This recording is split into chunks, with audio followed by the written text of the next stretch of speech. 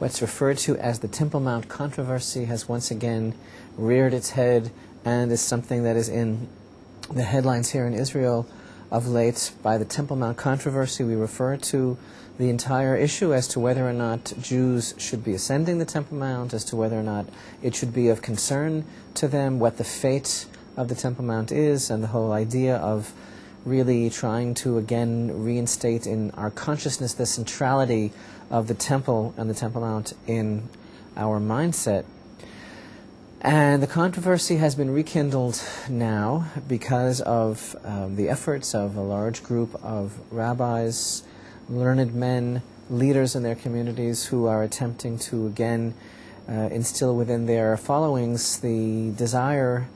and the will to go and be seen there on the Temple Mount by God. This has evoked a large response, and as usual also a non-response and a negative response from other quarters who feel that it's not time for us to be concerned with the Temple Mount, we shouldn't be going to the Temple Mount. And it just kind of like goes on and on, kind of like a revelation of a certain sort of very tired, exiled mindset that unfortunately many people are suffering from, feeling that, we should just be satisfied with the way things are, we should just be happy,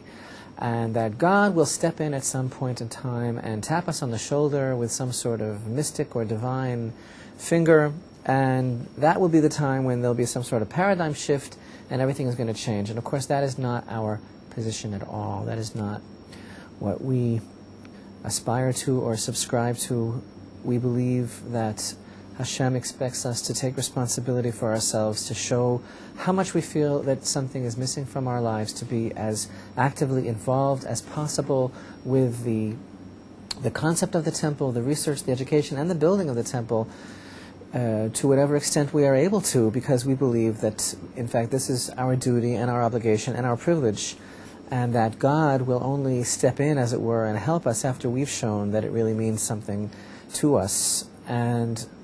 the state of the Temple Mount today here in Israel, the sorry state of affairs of how much the Jewish people have become subjugated to the whim of oppressors and those who would seek to destroy her heritage and her legacy and her connection to everything that's holy to her. This is all very, very sad, but it's also very telling of kind of the place that we are in now mentally.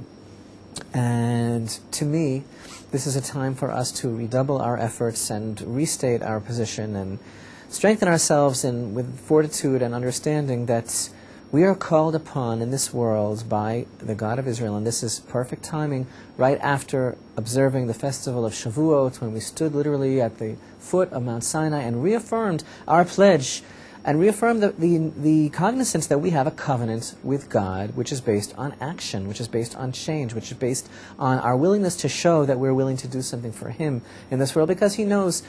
God knows He does enough for us. And so at this particular time, just having stood there again and said, yes, we will do and we will obey, we will keep the Torah, we will make it real. It's not a fairy tale, it's not a coffee table book. There really is a mountain